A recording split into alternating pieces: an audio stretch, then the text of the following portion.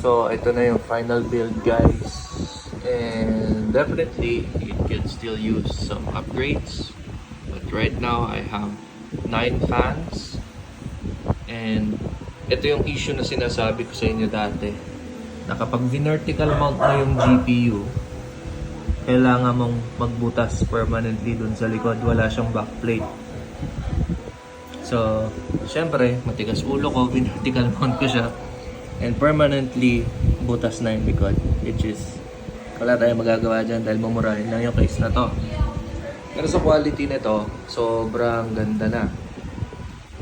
And, hindi match yung fans kasi ito lang yung fans na gamit ko na Cooler Master Sickle Flow.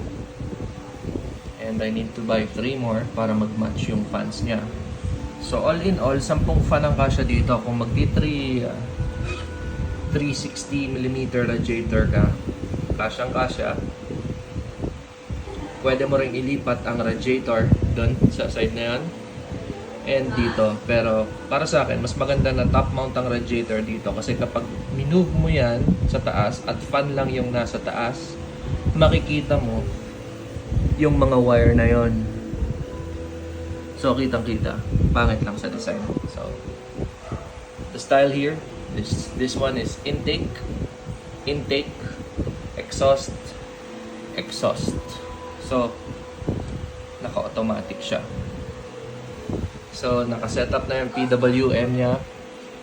Very good yung airflow at sobrang sexy ng build niya. So yun lang guys, Dark Flash C285P.